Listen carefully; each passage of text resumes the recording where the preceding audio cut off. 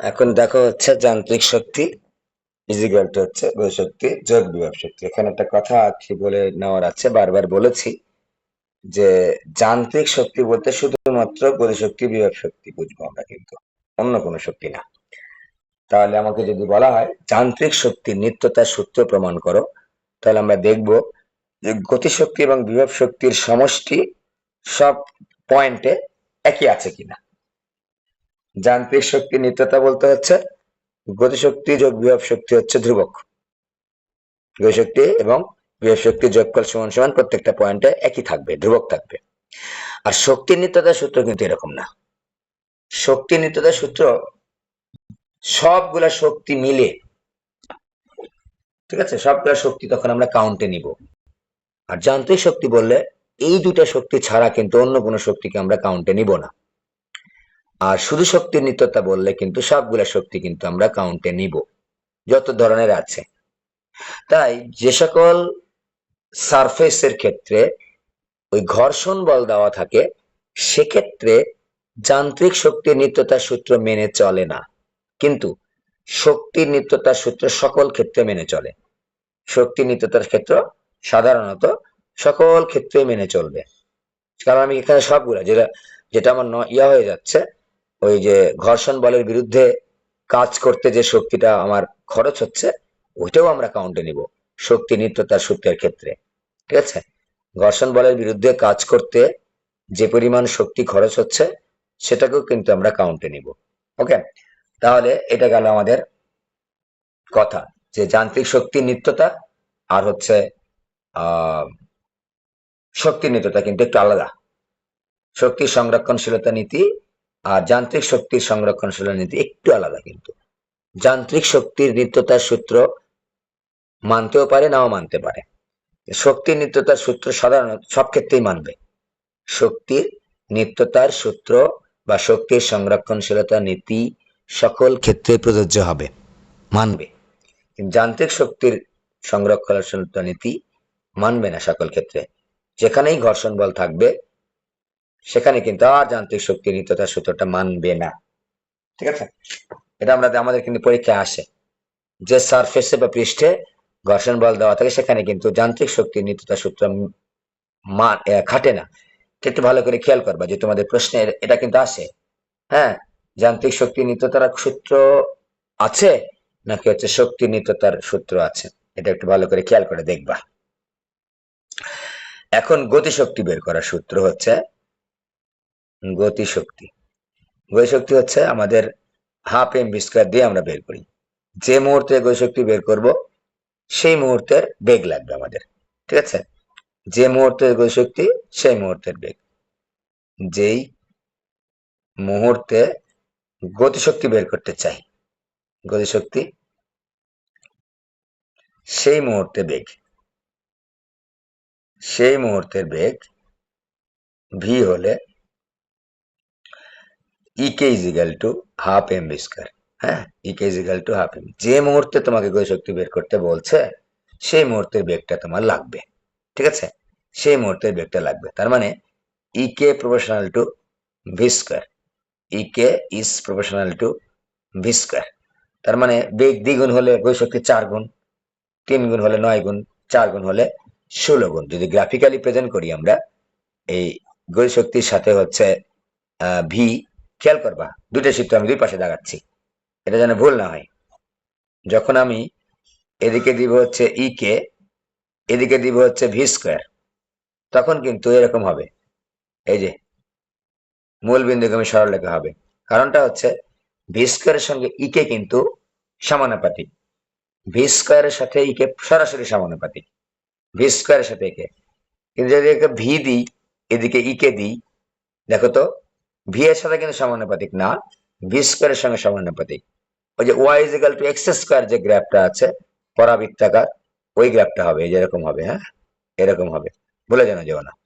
এটা একটু বাঁকা হয়ে এরকম করে উঠে যাবে, আস্তে আস্তে উপরের দিকেই উঠবে অবশ্যই, এটা এরকম ভাবে যাবে। ওকে, এদিকে যদি ভি দেয় তাহলে এরকম হবে, আর যদি এদিকে ভি স্কয়ার দেয় তাহলে কিন্তু এরকম হবে। পরীক্ষায় কিন্তু এটা আসে। ঠিক আছে, ওকে। এবার আসে হচ্ছে কাজ শক্তি উপপাদ্য, পরীক্ষায় আসে এটা। কাজ শক্তি উপপাদ্য। আমি সবগুলো দেখাবো। কাজ শক্তি উপপাদ্য। তো কাজ শক্তি উপপাদ্য কি? যে গতিশক্তির পরিবর্তনকৃত কাজের সমান। গতিশক্তির পরিবর্তন, গতিশক্তির পরিবর্তন কৃত কাজের সমান, এটা হচ্ছে কাজ শক্তি উপপাদ্য। ঠিক আছে। বেসিক্যালি বিভব শক্তির পরিবর্তনটাও কৃত কাজের সমানই হয়, কিন্তু কাজ শক্তি উপপাদ্য তোমাকে যখন প্রশ্ন করা হবে তখন তুমি লিখবা কোন বস্তুর উপর প্রযুক্ত বল দ্বারা কৃত কাজ গতিশক্তির পরিবর্তনের সমান। খুবই সহজ একটা জিনিস।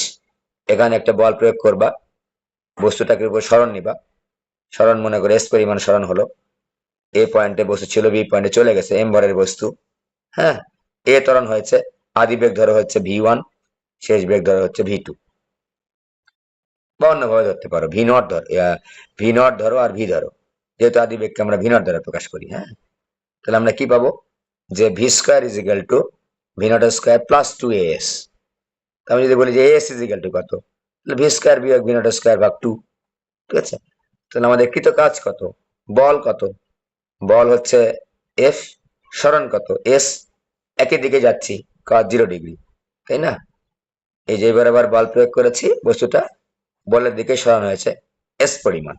তো আমরা ডাব্লিউ ইজ ইকুয়াল, দেখো লিখতে পারছি এফ এস কজ 0 ডিগ্রি। তো এফ এর জায়গায় এম এ লেখো, এম এ এস লেখো। ডাব্লিউ ইজ ইকুয়াল, এটা প্রতিপাদন করেই দিলাম, পরীক্ষা 2 মার্কের জন্য আসতে পারে এটা। কাজ শক্তি উপপাদ্য বিবৃতিও ব্যাখ্যা করো। শুধু বিবৃতি করলে এটুকুই বলবা যে প্রযুক্ত বল দ্বারা কৃত কাজ গতিশক্তির পরিবর্তনের সমান এম। এস এর জায়গায় বসা ভি স্কোয়ার বিয়োগ হচ্ছে v0 স্কোয়ার ভাগ 2। তো সাজা গুজে যদি লিখি হাফ এম ভি স্কোয়ার বিয়োগ হাফ এম v0 স্কোয়ার, এটার নাম কি? শেষ গতিশক্তি বা চূড়ান্ত গতিশক্তি বিয়োগ হচ্ছে আদি গতিশক্তি বা প্রারম্ভিক গতিশক্তি। অবশ্যই বলতে পারতেছি যে গতিশক্তির পরিবর্তন সমান সমান এটার নাম কি দিবা? কে2 দাও বিয়োগ কে1 দাও, is equal to del K, is equal to গতিশক্তির পরিবর্তন। আমরা আদি গতিশক্তিকে কে1 ধরেছি, শেষ গতিশক্তিকে আমরা কে2 ধরেছি, গতিশক্তির পরিবর্তন। তাহলে আমরা কি পেলাম? আমরা পেলাম হচ্ছে গতিশক্তির পরিবর্তন কৃত কাজের সমান। এটাই হচ্ছে কাজ শক্তি উপপাদ্য। ঠিক আছে, পরীক্ষায় কিন্তু আসতে পারে যে কোনো বস্তুর উপর প্রযুক্ত বল দ্বারা কৃত কাজ গতিশক্তির পরিবর্তনের সমান। ঠিক আছে, এটা অঙ্ক কিন্তু এটাই করলাম, মাত্র এই অঙ্কটাই করলাম। যে বললাম না যে হাফ এম ভি স্কোয়ার, সর্বোচ্চ উচ্চতায় যদি তুমি ওঠাতে চাও কোনো একটা বস্তুকে, তাহলে আদি গতিশক্তি কত? Half M V square. শেষ গতিশক্তি কত? 0, সর্বোচ্চ উচ্চতায়, তাই না? একই কথাই।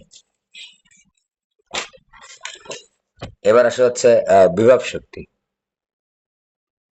বিভব শক্তি, তো এখানে একটা জিনিস কমেন্ট আমরা করতে পারি যে গতিশক্তি কিন্তু ঋণাত্মক হতে পারে না। হ্যাঁ, বিভব শক্তি হচ্ছে নির্দেশক তলের উপর নির্ভর করে। বিভব শক্তি মনে করে ভূপৃষ্ঠকে নির্দেশক তল যদি চিন্তা করো, যেটা ভূপৃষ্ঠ নির্দেশক তল, নির্দেশক তল সবসময় যে ভূপৃষ্ঠ হবে বিষয়টা এরকম না, যে কোনো মুহূর্তে যে কোনো জায়গা হতে পারে, সেটা সিস্টেমের উপর নির্ভর করে। ঠিক আছে, তো ভূপৃষ্ঠের যদি গভীরে যাই, এইচ গভীরতায়, এইচ গভীরতা, এই পয়েন্টে একটা এম ভরের বস্তুর উপর গতিশক্তি বিভব শক্তি হচ্ছে mgh, EP is equal to mgh। আর এইচ উচ্চতায়, এইচ উচ্চতায় বিভব শক্তি হচ্ছে ইপি ইজ ইকাল টু হচ্ছে শুধু mgh। ওকে, এটা হচ্ছে নির্দেশক তল, ভূপৃষ্ঠ হচ্ছে নির্দেশক তল, নির্দেশক তল আমরা আর অত। ঠিক আছে, তাহলে এই সিস্টেমের ক্ষেত্রে, এই সিস্টেমের ক্ষেত্রে যেটা আমি দেখাচ্ছি, ভূপৃষ্ঠকে যদি আমরা নির্দেশক তল চিন্তা করি, তাহলে এই উচ্চতায় উঠাতে কৃত কাজ কত লাগে আমাদের প্রযুক্ত বল দ্বারা?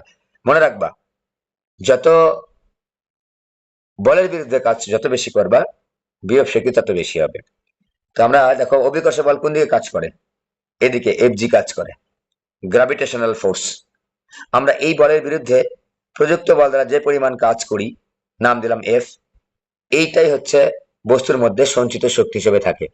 তার মানে বলের বিরুদ্ধে তোমাকে প্রযুক্ত বল দ্বারা কাজ করতে হবে।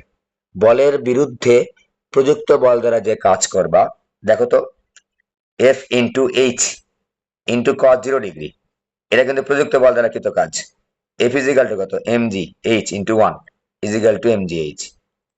বলের বিরুদ্ধে মানে মহাকর্ষ বলের বিরুদ্ধে প্রযুক্ত বল দ্বারা যে পরিমাণ কাজ করেছো সেটাই কিন্তু বস্তুর বিভব শক্তি। এখানে তো বলের বিরুদ্ধে তুমি কাজ করো নাই, এখানে তো অভিকর্ষ বলই কাজ করেছে। বলের বিরুদ্ধে তুমি কোনো কাজ করেছো না, তুমি এখানে নিচের দিকে এমনি চলে আসবে একটা বস্তু, তোমাকে কোনো অতিরিক্ত কাজ করতে হবে না। এখানে মহাকর্ষ বল দ্বারা কৃত কাজ, তো মহাকর্ষ বল দ্বারা কৃত কাজ সবসময় ঋণাত্মক হয়, তাহলে বলের বিরুদ্ধে কিন্তু কাজ করে না, বলের দিকে কাজ হয়েছে, অভিকর্ষ বলের দিকে কাজ হয়েছে। তাই এইচ গভীরতায় বিভব শক্তি হচ্ছে mgh মাইনাস। এখন প্রশ্ন, স্যার আমি যদি এটাকে যদি রেফারেন্স তল চিন্তা করতাম তাহলে এখানে জিরো, তাহলে নির্দেশক তল যেখানে তুমি নির্দেশক তল চিন্তা করবা এখানে বিভব শক্তি কিন্তু জিরো। নির্দেশক তলে বিভব শক্তি ইপি ইজিক্যাল টু জিরো। আমি যে এটাকে নির্দেশক তল চিন্তা করতাম তাহলে এখানে কিন্তু আমার জিরো হইতো, উপরের দিকে আস্তে আস্তে উঠালে আমরা পজিটিভ পেতাম, mgh পেতাম। তো আমরা যখন ভূপৃষ্ঠ চিন্তা করতেছি তখন কিন্তু এটা মাইনাস mgh, ভূপৃষ্ঠ জিরো আর উপরে হচ্ছে mgh। আর ঠিক আছে, মনে রাখবো নির্দেশক তলের সাপেক্ষে উপরের দিকে, এখানে যেহেতু আমরা ভূপৃষ্ঠ নিচ্ছি, সাধারণত আমাদের পরীক্ষার প্রশ্নগুলো এটার সাপেক্ষে হয়ে থাকে, তাই এটাকে আমরা রেফারেন্স হিসেবে নিচ্ছি। তো ভূপৃষ্ঠের সাপেক্ষে উপরের দিকে হচ্ছে বিভব শক্তি পজিটিভ আর নিচের দিকে হচ্ছে বিভব শক্তি নেগেটিভ। তাহলে আমাদের পরীক্ষার প্রশ্ন আসে বিভব শক্তি কি ঋণাত্মক হতে পারে, আমরা বলবো হ্যাঁ পারে। নির্দেশক তলের সাপেক্ষে নির্দেশক তলের উপর নির্ভর করে বিভব শক্তি ধনাত্মক নাকি ঋণাত্মক হবে। ভূপৃষ্ঠের নির্দেশক তল হলে ভূপৃষ্ঠের উপরের দিকে আহ মহাকর্ষ বলের বিরুদ্ধে যে কাজ করা হয় প্রযুক্ত বল দ্বারা সেই কাজটা ধনাত্মক হয়, এই জন্য বিভব শক্তি ধনাত্মক। আর নিচের দিকে মহাকর্ষ বল কৃত কাজ সম্পন্ন করে, তাই বিভব শক্তি হচ্ছে ঋণাত্মক mgh। ওকে, এটা যেন আমাদের ভুল না হয়। ঠিক আছে, যেখান থেকে তুমি নির্দেশক তল চিন্তা করবা, যেমন আমি যদি এটা বলি যে এইরকম একটা গভীরতার এইচ গভীরতার কূপ, এটাকে নির্দেশক তল আমরা চিন্তা করি, কিন্তু একটা কূপ এইচ গভীরতার একটা কূপ, তখন আমরা কিন্তু এটাকে নির্দেশক তল চিন্তা করি না, কিন্তু আমরা এখান থেকে নির্দেশক তল চিন্তা করি যে এটা এইচ ইজিক্যাল জিরো, এটি নির্দেশক তল, সরি এইচ ইজিক্যাল জিরো না, নির্দেশক তল, হ্যাঁ এটা এইচ ইজিক্যাল জিরো। তো যেখানে আমার এখান থেকে আমি উচ্চতা হিসাব করি, এই যে এখান থেকে উচ্চতা হিসাব করি, ঠিক আছে, তখন আমরা কিন্তু এখানে এটা যদি আমরা কেটে দিই, এটা যদি আমরা নির্দেশক তল চিন্তা করি, খেয়াল করে দেখো এইচ গভীরতা এটা নির্দেশক তল, তাহলে কিন্তু এই এইচ উচ্চতায় এখানে আমার বিভব শক্তি হচ্ছে mgh, অর্থাৎ এখানে উঠাইতে কৃত কাজ হতে হবে আমার, এখানে আমি কিন্তু উঠাচ্ছি, খেয়াল করে দেখো আমি এই বস্তুটাকে এখান থেকে কিন্তু উপরের দিকে উঠাচ্ছি। মনে করো এই যে বিশেষ করে আমাদের পুকুরের কুয়ার প্রবলেম গুলো আসে, এই যে প্রযুক্ত বল দ্বারা এখানে উঠাইতে আমার mgh পর্যন্ত কাজ করতে হবে, এই পর্যন্ত উঠাইতে আমাদের mgh পরিমাণ কাজ করতে হবে। ঠিক আছে, তাহলে আমাদের এই পয়েন্টে আমার বিভব শক্তি হচ্ছে mgh কিন্তু। আর এই পয়েন্টে যেহেতু নির্দেশক আমি এই পয়েন্টে যদি চিন্তা করি তাহলে কিন্তু এখানে আমার বিভব শক্তি হচ্ছে জিরো। এগুলো যেন আমাদের ভুলে না যায় আমরা, ঠিক আছে, যে নির্দেশক তলের সাপেক্ষে আমাকে বিভব শক্তিটা পরিমাপ করতে হবে। ওকে, তো আমাদের আর একটা জিনিস দেখাবো, এই যে বিভব শক্তি নিয়ে কথা বললাম এগুলো হচ্ছে অভিকর্ষ বিভব শক্তি, যেহেতু অভিকর্ষ বল নিয়ে কাজ করলাম, অভিকর্ষ বিভব শক্তি এগুলো, হ্যাঁ। আর একটা হচ্ছে স্থিতিস্থাপক বিভব শক্তি, এইটা একটু খেয়াল করো, স্থিতিস্থাপক বিভব শক্তিটা, স্থিতিস্থাপক বিভব শক্তি। এরপর আমরা কুয়াতে চলে যাব। স্থিতিস্থাপক বিভব শক্তি সাধারণত আমাদের স্প্রিং এর ক্ষেত্রে চিন্তা করো, স্প্রিং এর স্বাভাবিক অবস্থা এটা, এটা x ইজিক্যাল টু জিরো, এটা হচ্ছে দৃঢ় অবলম্বন। ওকে, আর মনে করো এটাকে আমরা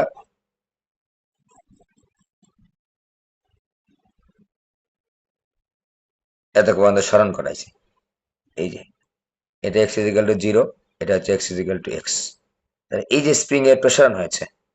এবার খেয়াল করো আগের সঙ্গে একটু পার্থক্য থাকবে, কিন্তু বিভব শক্তি কিন্তু আমি এই স্প্রিং এর ক্ষেত্রে বিভব শক্তিটা সবসময় এই যে স্বাভাবিক অবস্থা থেকে পরিমাপ করব স্মরণটা, তার মানে আমার বিভব শক্তিটা হবে এখানে, বিভব শক্তিটা হবে হচ্ছে half K X square, half K X square, এটা হচ্ছে বিভব শক্তি equal to E P equal to half K X square. আবার যদি মনে করো আমি এই পয়েন্টে বিভব শক্তি বের করব, খেয়াল করো এই পয়েন্টে এটা x1 পয়েন্ট। তাহলে এখন কিন্তু দেখো x1 পয়েন্টের বিভব শক্তিটা হবে হচ্ছে হাফ কে x1 স্কয়ার। যদি বলে এখানে আমার বিভব শক্তি কত, আমি কিন্তু এটার নাম দিলাম হচ্ছে x2, ঠিক আছে। তো এইটা হচ্ছে x1 পয়েন্ট, এটা হচ্ছে x2 পয়েন্ট।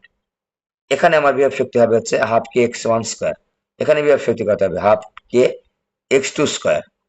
এই বিভব শক্তির পরিবর্তন হলে কিন্তু আমি এই পরিমাণ কাজ পাবো, যে x1 হতে x2 তে গেলে কৃত কাজ কত, হাফ x1 স্কয়ার এখানে, হাফ x2 স্কয়ার এখানে।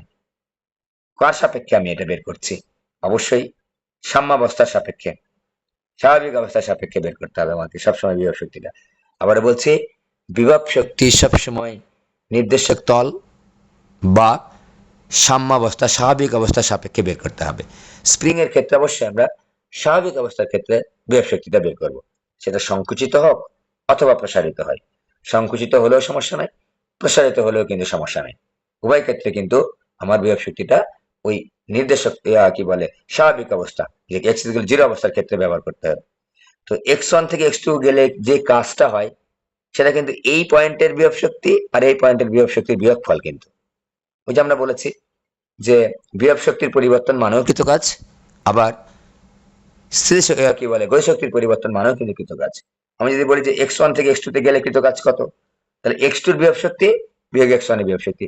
x2 এর বিভব শক্তি কার সাপেক্ষে পরিমাপ করব, x1 এর সাপেক্ষে? নো, একেবারে সাম্যাবস্থার সাপেক্ষে। এই সাম্যাবস্থায় এইটুকু দূরত্ব হবে x2, সাম্যাবস্থায় এইটুকু দূরত্ব হবে x1। ওকে, তাহলে এটা গেল স্থিতিস্থাপক বিভব শক্তি বা স্প্রিং এর বিভব শক্তি,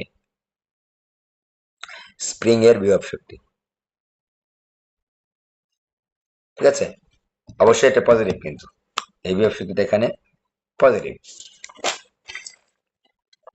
এবার আসো আমাদের ক্ষমতা। ক্ষমতা আর নতুন করে কিছু বলার নাই, কাজ বের করতে পারলে আমরা সময় দ্বারা ভাগ করলে ক্ষমতা পেয়ে যাবো। কাজ করার হারকে ক্ষমতা বলে। আমরা এতক্ষণ পর্যন্ত কাজ এবং শক্তি নিয়ে কথা বললাম। কাজ এবং শক্তি, কাজকে যদি আমরা সময় দিয়ে ভাগ করি তাহলে ক্ষমতাটা আমরা পেয়ে যাব। কাজ করার হারকে ক্ষমতা বলে, কাজ করার হারকে ক্ষমতা বলে, ঠিক আছে। বুঝতেই পারছো যে ক্ষমতা খুবই সহজ, কাজ বের করতে পেরেছি তাহলে আমরা ক্ষমতা বের করতে পারবো। তার মানে W/T, এটা হচ্ছে P ইজিক্যাল টু, ঠিক আছে। P is equal W/T। একক কি, এক হচ্ছে ওয়াট, জুল পার সেকেন্ড বা ওয়াট। আর একটা আলাদা একটা ব্যবহার করা হয়, এক HP horse power is equal to হচ্ছে 746 ওয়াট। এটা পরীক্ষায় থাকে হর্স পাওয়ার দিয়ে। ইঞ্জিনের পাওয়ারটাকে সাধারণত ওই প্রকৌশলী বিজ্ঞানে HP দ্বারা প্রকাশ করা হয়, তাই আমরা HP দ্বারা কিন্তু পরীক্ষার প্রশ্নের মধ্যে পাবো, ঠিক আছে। এটা গেল আমাদের। ওকে, তাহলে ক্ষমতা। এখন ক্ষমতা বের করার জন্য আমার কাজ বের করতে হবে। কাজ আমরা যে কোনো ভাবে বের করতে পারবো, শিখেছি অলরেডি, ঠিক আছে। সাধারণত আমাদের ওই কুয়ার প্রবলেম গুলার ক্ষেত্রেই এই ক্ষমতাটা বের করার প্রশ্নগুলো এসে থাকে। আরেকটা আছে হচ্ছে সরল দোলকের ক্ষেত্রে। সরল দোলকের ক্ষেত্রে আমরা অঙ্কের মধ্যে দেখায় দিব, এখানে অতিরিক্ত ভাবে দেখানোর দরকার পড়ে না, ওটা তোমরা পড়েছো জানো। এবার আসা হচ্ছে দক্ষতা, এটা বারবার পড়েছো। কাজ করার যে আউটপুট ইনপুট, আমরা জানি যে একটা ইঞ্জিনের কি পরিমাণ আমরা ইনপুট দিলাম, কি পরিমাণ আউটপুট পেলাম, এটা ইনপুট, এটা হচ্ছে আউটপুট, আউটপুট। ওকে, তো আউটপুট এবং ইনপুটের যে অংশটা সেটাকে আমরা দক্ষতা বলি। আউটপুট ইনপুট, এটা সব জায়গায় দক্ষতা মানে এটা, ঠিক আছে। এটা হচ্ছে ইটা, দক্ষতা মানে হচ্ছে আউটপুট এবং ইনপুটের যে ভগ্নাংশটা, একেবারে সহজ কথা। আউটপুট এবং ইনপুটের যে ভগ্নাংশটা সেটাকে বলবো আমরা দক্ষতা। তো আমি বললাম যে 100 জুল দিলাম, 50 জুল কাজ করলো একটা ইঞ্জিন, তাহলে কতটুকু দক্ষতা, অর্ধেক। তাহলে দেখো তো 50/100, তার মানে কি আউটপুট এবং ইনপুটের যে ভগ্নাংশটা, অংশটা, যে আউটপুটটা ইনপুটের কত অংশ, আউটপুটটা ইনপুটের কত অংশ। আউটপুট ইনপুট যদি তুমি ক্ষমতা দাও, আউটপুটটা আমরা ক্ষমতায় বিবেচনা করব। ইনপুটটা যদি তুমি শক্তি দিয়ে দাও তাহলে আউটপুটটা আমরা কিন্তু শক্তি দিয়ে বিবেচনা করব। তো এটাকে সাধারণত আমরা শতকরায় প্রকাশ করে থাকি, তাই আমরা 100 দিয়ে গুণ করি। তো এটা ইজিক্যাল দুটোর ক্ষেত্রে লিখবো। তো আমি যদি শক্তি দিয়ে লিখি তাহলে লিখবো হচ্ছে প্রদত্ত শক্তি, লিখবো হচ্ছে নিচে, মানে ইনপুট হচ্ছে প্রদত্ত শক্তি, ইনপুট হচ্ছে প্রদত্ত শক্তি, আর এটা আউটপুট হচ্ছে কাজে রূপান্তরিত শক্তি বা কৃত কাজ, কাজে রূপান্তরিত শক্তি বা কৃত কাজ। হ্যাঁ, একই কথা, মানে কি পরিমাণ কাজ সে সম্পন্ন করেছে, কৃত কাজ অবলিক দিলাম, গুণ হচ্ছে 100%। ঠিক আছে। আর যদি তুমি না, আমি যে ক্ষমতা দিয়ে লিখবো, তাহলে আসলে লিখবো প্রদত্ত ক্ষমতা,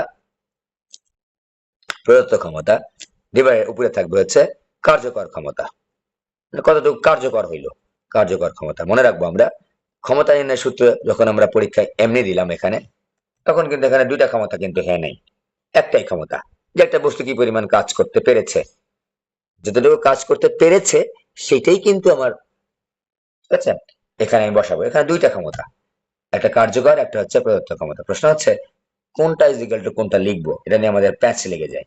ঠিক আছে, প্যাচ লাগার কোনো কারণ নেই, আমি একটু দেখা দিচ্ছি যে বস্তু বা ইঞ্জিন বা উৎস বা ব্যক্তি যে কাজটা কমপ্লিট করতে পেরেছে বা করছে, সেটাকে বলবো আমরা হচ্ছে কার্যকর ক্ষমতা। বুঝতেই পারছো, শুনতেও আমি বুঝতে পারি যে কার্যকর ক্ষমতা।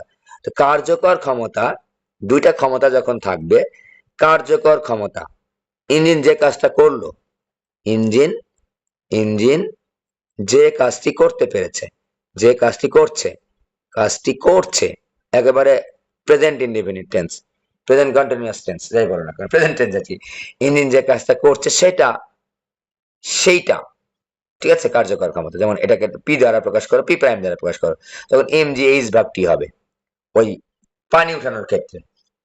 তো একটা পানি উঠানোর ক্ষেত্রে, ঠিক আছে, পানি উঠানোর ক্ষেত্রে এইচ গভীরতা হতে, এইচ গভীরতা হতে এম কেজি পানি, এম কেজি পানি টি সময়ে উঠানো হচ্ছে, টি সময়ে উঠানো হচ্ছে, উঠানো হচ্ছে। ওকে, তাহলে কিন্তু আমাদের কার্যকর ক্ষমতা হবে এটা। তো ইঞ্জিনের ক্ষমতা, ইঞ্জিনের একটা তো ক্ষমতা আছে, ইঞ্জিনের ক্ষমতা মনে করো আমার প্রদত্ত ক্ষমতা দেওয়া নেই, ইঞ্জিনের ক্ষমতা বলতেই কিন্তু আমরা প্রদত্ত ক্ষমতা বুঝবো। ইঞ্জিনের যে ক্ষমতা, ইঞ্জিনের ক্ষমতা বলতে, ইঞ্জিনের ক্ষমতা বা প্রদত্ত ক্ষমতা একই কথা, প্রদত্ত ক্ষমতা একই কথা, এটা যেন ভুল না হয়। ঠিক আছে, তাহলে আমাদের ইঞ্জিনের ক্ষমতা মনে হচ্ছে প্রদত্ত ক্ষমতা। আমাকে বলে শুধু ক্ষমতা, শুধু ক্ষমতা, শুধু ক্ষমতা, দুটা ক্ষমতা আছে কিন্তু, একটা কার্যকর, একটা, দুটা ক্ষমতা। মনে করো যে অঙ্কের মধ্যে দুটা ক্ষমতার কথা উল্লেখ আছে বা দক্ষতা উল্লেখ আছে, দক্ষতা উল্লেখ আছে মানে দুটা ক্ষমতা থাকবেই, দক্ষতা উল্লেখ আছে মানে দুটা ক্ষমতা তো থাকবেই, একটা কার্যকর, একটা হচ্ছে প্রদত্ত। তো আমি শুধু ক্ষমতা, ইঞ্জিনের ক্ষমতা বা প্রদত্ত ক্ষমতা একই কথা। আর কার্যকর ক্ষমতা বলতে কিন্তু আমরা এমজিএস ব্যক্তি বসাবো, কার্যকর ক্ষমতা বলতে কিন্তু আমরা এমজিএস ব্যক্তি বসাবো। ঠিক আছে, ইঞ্জিন যে কাজটা করছে, ইঞ্জিন যে কাজটা করছে, যেটাকে আমরা প্রেজেন্ট টেন্স বলছি বোঝার জন্য, ইঞ্জিন যে কাজটা করছে সেটাকে বলবো আমরা এমজিএইচ ভাগটি। যে ইঞ্জিন মনে করে একটা এই পর্যন্ত উচ্চতায় একটা পানি, এই উচ্চতায় পানি উঠাচ্ছে, তো এটাকে আমরা বলবো কিন্তু, এখন আমরা দেখো এমজি, তাহলে আমাদের দক্ষতা ইজ ইকাল টু হবে পি প্রাইম ভাগ পি গুণ হচ্ছে 100%, বা দক্ষতা ইজ ইকাল টু হবে হচ্ছে ই প্রাইম ভাগ ই ইজ ইকাল গুণ হচ্ছে 100%। ওকে, তো বুঝতেই পারছো পি প্রাইম হচ্ছে কার্যকর ক্ষমতা, P prime is equal two হচ্ছে কার্যকর ক্ষমতা,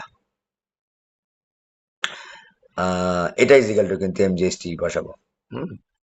আর পি হলো ইঞ্জিনের ক্ষমতা, পি হলো হচ্ছে শুধু ক্ষমতা বা ইঞ্জিনের ক্ষমতা, এত ক্ষমতার ইঞ্জিন বা ইঞ্জিনের ক্ষমতা কত, তাহলে কিন্তু ক্ষমতা বা ইঞ্জিনের ক্ষমতা হচ্ছে কিন্তু পি, যেটাকে আমরা প্রদত্ত ক্ষমতা বলবো।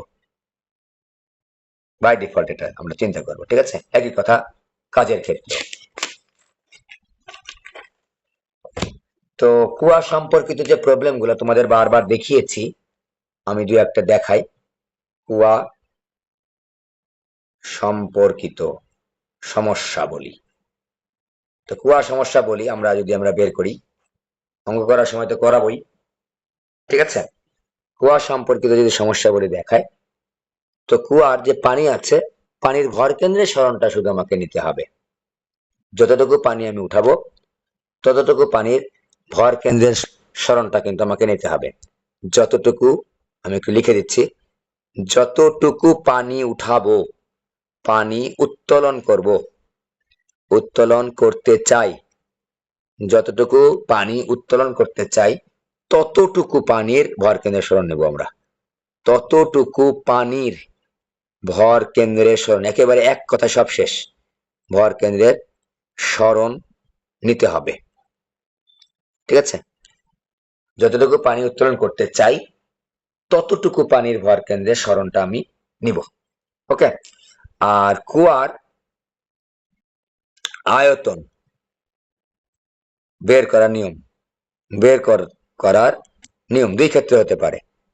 কুয়ার আয়তন আমি বের করব যদি গভীরতা, গভীরতা এবং ব্যাসার্ধ দেওয়া থাকে, ব্যাস বা ব্যাসার্ধ দেওয়া থাকে, ব্যাসার্ধ দেওয়া থাকে, দেওয়া থাকলে, হ্যাঁ, গভীরতা এবং ব্যাস বা ব্যাসার্ধ দেওয়া থাকলে আয়তন is equal to pi R square L.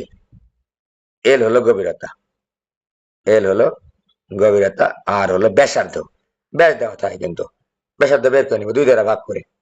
2 number, দৈর্ঘ্য অনেক সময় দেওয়া থাকে, প্রস্থ, উচ্চতা দেওয়া থাকলে, উচ্চতা দেওয়া থাকলে, দেওয়া থাকলে আয়তন ভি ইজ ইকুয়াল টু দৈর্ঘ্য গুণ প্রস্থ গুণ হচ্ছে উচ্চতা। সবগুলো আমরা এসআই এককে নিব। আরো আমরা জানি যে ভর is equal to M is equal to V rho, ভর ইজ ইকুয়াল টু ভর ইজ ইকুয়াল টু রো। পানির ঘনত্ব 1000, পানির ঘনত্ব is equal to 1000 KG per metre cube. Okay, তো দুই ভাবে থাকতে পারে, তার বাইরে আর থাকে না। কুয়ার আয়তন নির্ণয় করার ক্ষেত্রে আমরা এভাবে নির্ণয় করবো, এবং কুয়াতে কি পরিমাণ পানি ধরে সেটা বের করার জন্য আমরা M is equal to V rho আমরা ইউজ করব। এখন আমি দুই একটা দেখাই, দেখো। 1 নাম্বার, পানি ভর্তি কুয়া, পানি ভর্তি বা পানি পূর্ণ, পানি পূর্ণ কুয়া। ঠিক আছে, পানি পূর্ণ কুয়া। ঠিক আছে, পানি পূর্ণ কুয়ার ক্ষেত্রে আমরা দেখাচ্ছি যে পুরা পানি খালি করতে হবে। ঠিক আছে, পুরা পানি খালি করতে, দেখো 1 নাম্বার হচ্ছে, দেখো দেখাচ্ছে সম্পূর্ণ পানি খালি করতে হবে। সম্পূর্ণ, আমরা কাজ বের করব খালি, হ্যাঁ, ক্ষমতা বের করা তো সহজ, সময় দ্বারা ভাগ করলে হয়ে যাবে। ক্ষমতা নেই আমাদের, কোনো মাথা ব্যথাই নাই, সময় দ্বারা ভাগ করলে হয়ে যাবে। সম্পূর্ণ পানি খালি করব, পানি ভর্তি, পানি পূর্ণ কিন্তু কুয়া, সম্পূর্ণ পানি খালি করব, সম্পূর্ণ পানি খালি করতে চাই, খালি করতে চাই,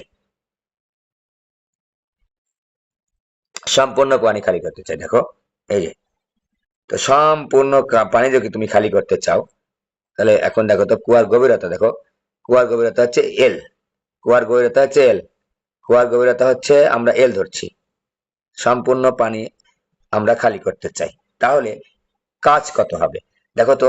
আমি পুরা পানিটাই কিন্তু খালি করতে চাচ্ছি। আমরা প্রথমে একটা লাইন লিখেছি, ওই একটা লাইনে টোটাল কমপ্লিট হয়ে যাবে আমাদের প্রবলেম সলভ করা, যে যতটুকু পানি খালি করতে চাই, উঠাতে চাই, উত্তোলন করতে চাই, হ্যাঁ, ততটুকু পানির ভর কেন্দ্রের সরণ লাগবে। দেখো তো ভর কেন্দ্র একেবারে মাঝখানে থাকবে, পানি একটা কুয়ার মধ্যে আমরা ধরে নিব বাই ডিফল্ট সুষমভাবে বিস্তৃত। এই এলাকার পানির ভরও যা, এই এলাকার পানির ভরও যা, এই এলাকার পানি, এই এলাকার পানি, প্রত্যেকটা এলাকার পানি হচ্ছে ভর সমান, সুষমভাবে বিস্তৃত পানি। ঠিক আছে, প্রত্যেক ক্ষেত্রেই একই পরিমাণ পানি, একই রকম ভর, সুষমভাবে বিস্তৃত। তাহলে পানির ভর কেন্দ্রের সরণটা পুরা পুরা খালি করতে মাঝখানে হবে, পানির ভর কেন্দ্র সবসময় মাঝখানে হবে, একেবারে মাঝখানে হবে। আমি যদি দেখাই মাঝখানে হবে, তাহলে এখানে দেখো এই যে মাঝখানে আমি লাল কালি দিয়ে দেখালাম যে ভর কেন্দ্র হচ্ছে এই যে এখানে, এই যে এখানে এক বড় করে গোল দিলাম লাল কালি দিয়ে, তাহলে আমাদের এই এখান থেকে উঠে এই যে এইটুকু হবে আমাদের এইচ এর মান, এইটুকু হবে এইচ। তাহলে আমরা পাবো হচ্ছে এইচ নিয়ে তো কারবার আমাদের, এইচ ইজ ইকুয়াল টু হবে হচ্ছে এল ভাগ 2, এইচ ইজ ইকুয়াল টু কত হবে এল ভাগ 2, তারপর এম জি এইচ আমরা বের করবোই। যতটুকু পানি উত্তোলন করতে চাই ততটুকু পানির ভর নেব আমি, তাই না, অর্ধেক চাইলে অর্ধেক। এবার আসো পানি, সম্পূর্ণ পানি খালি করতে, এবার 2 নম্বরে আসো, যে না এইটারই অংশ কিন্তু, যে আমি অর্ধেক পানি খালি করতে চাই, অর্ধেক পানি উত্তোলন করতে চাই, উত্তোলন করতে চাই, অর্ধেক পানি উত্তোলন করতে চাই। তো অর্ধেক পানি যদি তুমি উত্তোলন করতে চাও পানি ভর্তি কুয়া থেকে, প্রথম অর্ধেক লিখে নিই, পরে আবার উল্টা পাল্টা হয়ে যায়। প্রথম অর্ধেক, তো আমি একটা পানিপূর্ণ কুয়া আছে, হ্যাঁ, পানিপূর্ণ কুয়া, অর্ধেক পানি উত্তোলন করতে চাই, অবশ্যই প্রথম অর্ধেক পানি উত্তোলন করতে হবে। প্রথম প্রথম প্রথম অর্ধেক না উত্তোলন করতে দ্বিতীয় অর্ধেক উত্তোলন করতে পারবো না। তাহলে দেখো তো, এই যে এইখানে পার্টিশন দিয়ে দিলাম, মানে এইটুকা নিয়ে আমার কোনো কথাবার্তা নেই। এইটুকা পানি কিন্তু থেকেই যাবে, এইটুকা পানি আমি কিন্তু উঠাবো না, এইটুকা পানি কিন্তু থেকে যাবে। তাহলে এখন আমি পানি উঠাতে চাচ্ছি কতটুকু, পানি উঠাতে চাচ্ছি এই যে এতটুকু, এই যে এতটুকু। তাহলে ভর কেন্দ্র কোথায় হবে, একবারে মাঝখানে, যতটুকু পানি উঠাবো ততটুকুর ভর কেন্দ্র লাগবে আমার। এই যে, এই যে দিলাম, তাহলে আমার এইটা হচ্ছে এইচ হবে, এইটা হবে পানির ভর কেন্দ্র সরানো হচ্ছে এইচ হবে, এই যে এইটুকু হবে এইচ, এখানে এইটুকু এইচ ছিল, এখানে এইচ। তাহলে এখন দেখো এইটুকু এই যে আমরা হিসাব নিকাশ করে নেব, বুঝতে পেরেছি তো যে আমার টোটাল দৈর্ঘ্য গভীরতা যদি এইচ এল হয়, তাহলে এখানে এখানে দেখো এইচ ইজ ইকাল টু এল ভাগ টু অর্ধেক, এল ভাগ টু অর্ধেক পানি তুলতে চাই, অর্ধেক এলাকার পানি তুলতে চাই, ডিভাইডেড বাই হচ্ছে আবার টু, এল ভাগ ফোর হয়ে গেল। এখানে এখানে যেখানে যেরকম হবে সেখানে আমরা সেরকম ব্যবহার করব। প্রথম অর্ধেক পানি উত্তোলন করতে চাই বা অর্ধেক পানি উত্তোলন করতে চাই, একই কথা, ঠিক আছে। তো এখন আমি যদি বলি 1000 কেজি পানি উত্তোলন করতে চাই, এমন হতে পারে যে 1000 কেজি পানি উত্তোলন করতে চাই, তো আমরা দেখব যে 1000 কেজি পানি, আচ্ছা আমি একটু এটা উদাহরণ দিয়ে দেখাই, এটাও পরীক্ষায় কিন্তু আসছে। 3 নাম্বার, ধরে নাও যে একটা পানিপূর্ণ কুয়া, হ্যাঁ, ধরে নিলাম আমরা, হ্যাঁ, যে পানিপূর্ণ কুয়া, ধরে নিলাম হচ্ছে পানিপূর্ণ কুয়া, এটা একটু দেখো, পানিপূর্ণ কুয়া, ওকে। মনে করো 10,000 কেজি পানি আছে, 10,000, মনে করো 10,000 কেজি পানি আছে বা ধরে, আছে বা ধরে, মনে করো ফর এক্সাম্পল যে এই পানিপূর্ণ কুয়ার মধ্যে 10,000 কেজি পানি আছে। হ্যাঁ, 10,000 কেজি, আমি বললাম যে কি বলে 3,000 কেজি পানি উঠাবো, 3,000 কেজি পানি উঠাতে কাজ কত বা ক্ষমতা কত, বিভিন্ন রকম প্রশ্ন আসতে পারে।